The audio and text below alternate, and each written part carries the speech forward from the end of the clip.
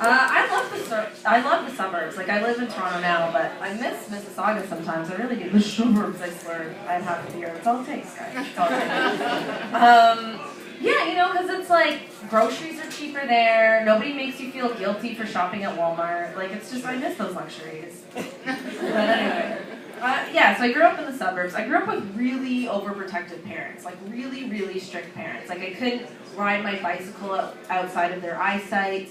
I couldn't, they never taught me how to skate.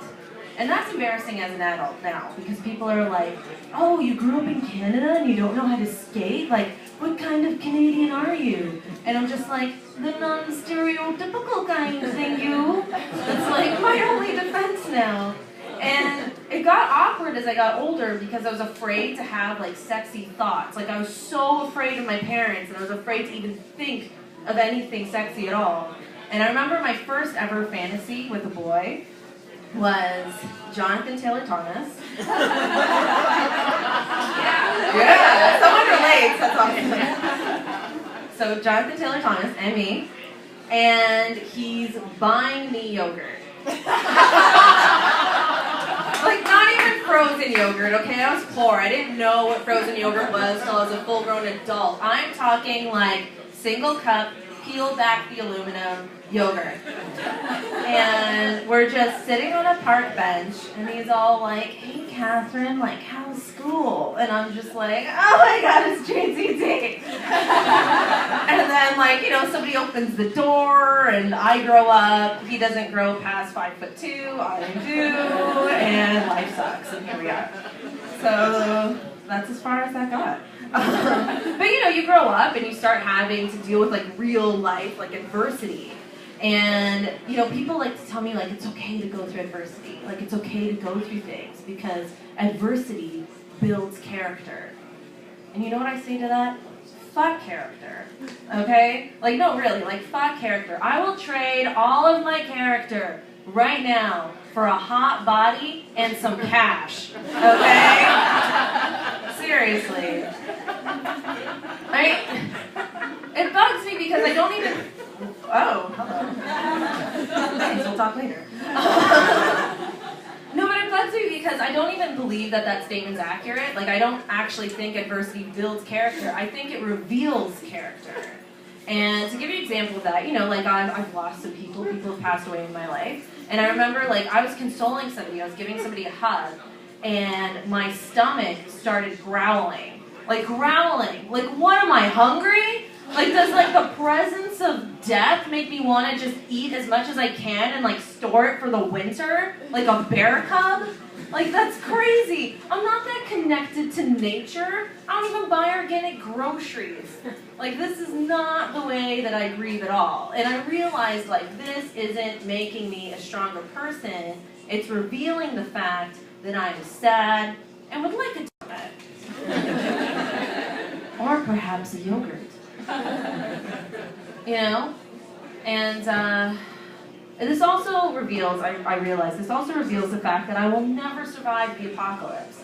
Because I'll just be surrounded by all this death and destruction, and then I'll just eat a whole box of donuts, and then I won't have the strength to outrun a zombie attack.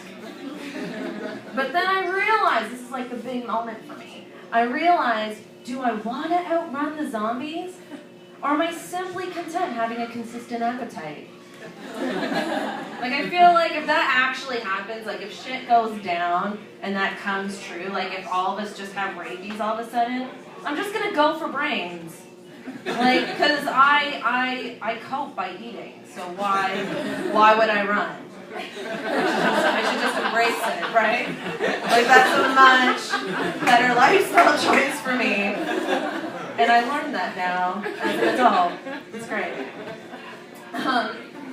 When I was younger, I used to really love buying magazines. Like, I was obsessed with magazines. And I still have some from this day. It's really embarrassing. I have magazines that date back to 1997. It's I'm a hoarder. I should just throw this shit up.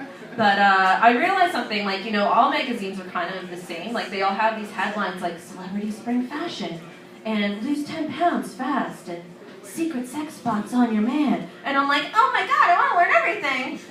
And then I started reading all these magazines, and I realized, like, none of this is real. It's just code. It's code for, you want to look like Beyonce? Only costs $30K.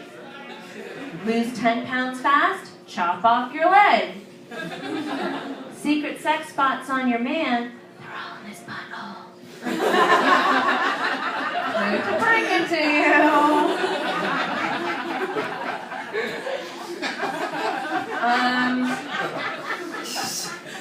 I love that lingering laugh. That's great. I've got a Rob Ford joke. If we're not sick of that yet, if we are, I'll move on. Like, I'm prepared for everybody to just be like, "Fuck, I don't want to hear about Rob Ford." But do we want to hear Rob Ford jokes? Okay, sweet. Because I had a revelation, guys. At first, I was like, "I'm not gonna do a Rob Ford joke. He's a walking punchline. I don't need to talk about him." But then it hit me, and I realized that Rob Ford is 5 years old. Like, actually, like dog years, but in reverse. And like, I'll put this in like perspective for you guys, like real perspective, okay? Okay, so I ate the glue. I know I said I didn't, but I did, okay? I ate the glue. But I said sorry, and you still want me to take a time out? That's not fair. I said sorry. I wrote it right here in crayon. I mean, how am I supposed to make a macaroni plate now, huh? Okay, fine. I'll never eat glue at school again. You know why? Because I have plenty to eat at home. I'm going to end on that ground, guys. Thanks.